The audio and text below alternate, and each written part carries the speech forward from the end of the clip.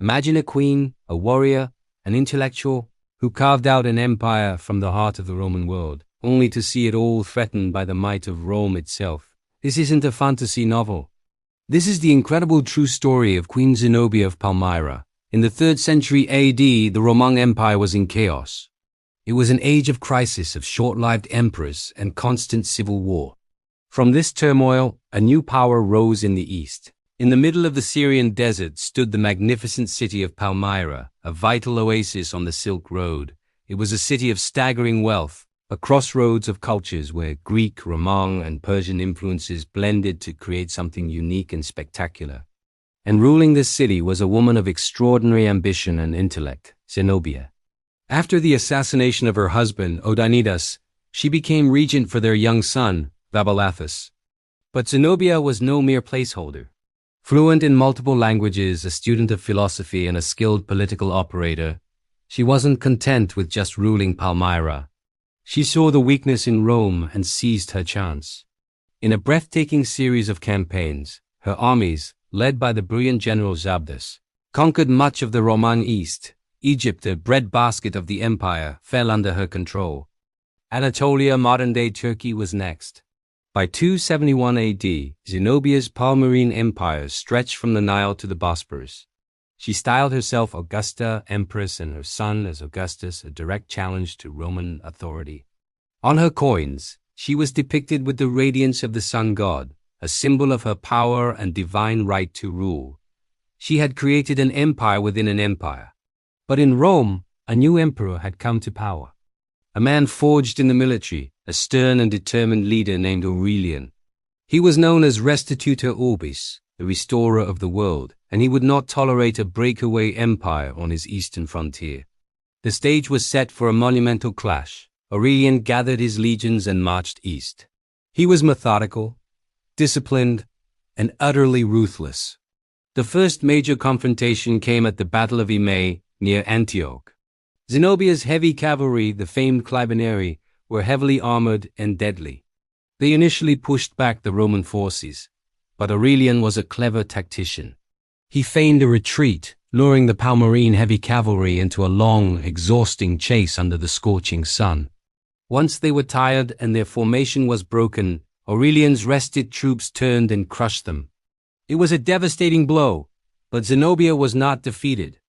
She rallied her remaining forces for another stand at the Battle of Emesa. Once again, the Palmyrene cavalry fought fiercely, even breaking through the Roman lines and sacking their camp.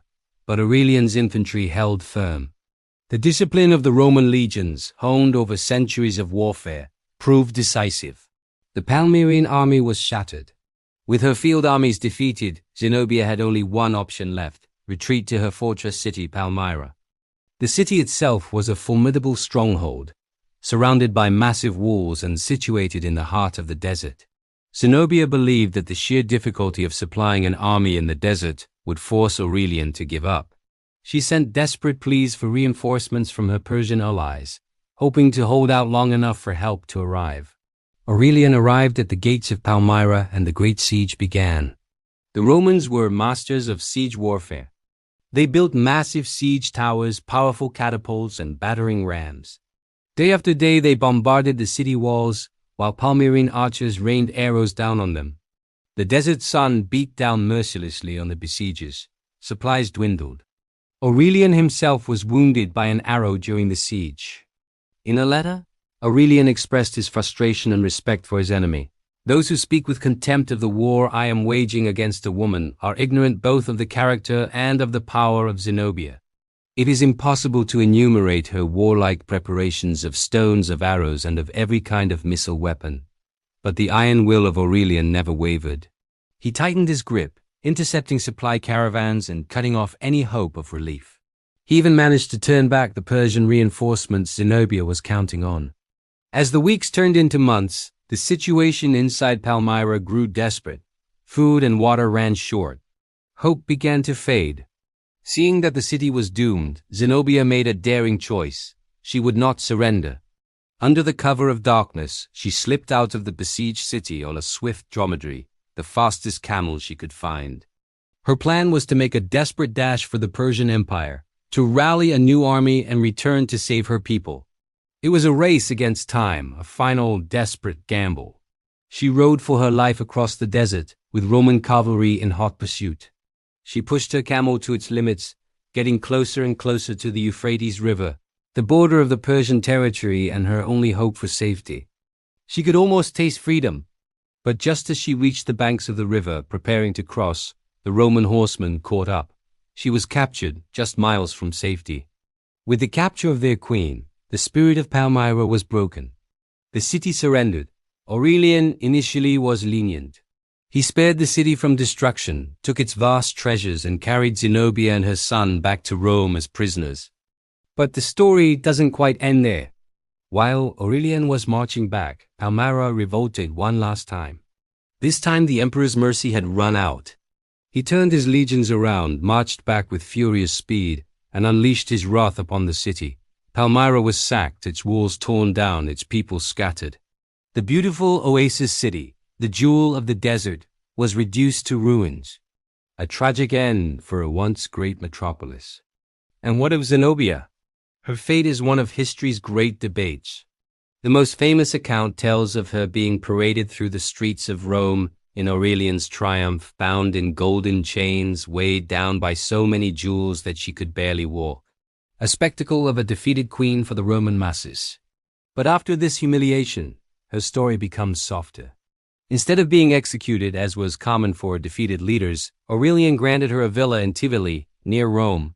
There, she lived out her days in comfortable exile, her children marrying into the Roman nobility. The warrior queen became a Roman matron, a philosopher, and a society hostess. Zenobia's story is a powerful tale of ambition, courage, and the clash of empires. Was she a patriot fighting for her people's independence, or a usurper who overreached? Was she a freedom fighter, or just another power-hungry monarch? Perhaps she was all of these things. Her meteoric rise and tragic fall serve as a timeless reminder of the fragility of power and the indomitable spirit of those who dare to challenge the established order. The ruins of Palmyra still stand in the Syrian desert today, silent witnesses to the glory of their defiant queen. Thank you so much for watching. If you enjoyed this journey into the past, please hit that like button and subscribe for more epic stories from history. Let me know in the comments what you think of Queen Zenobia. See you next time.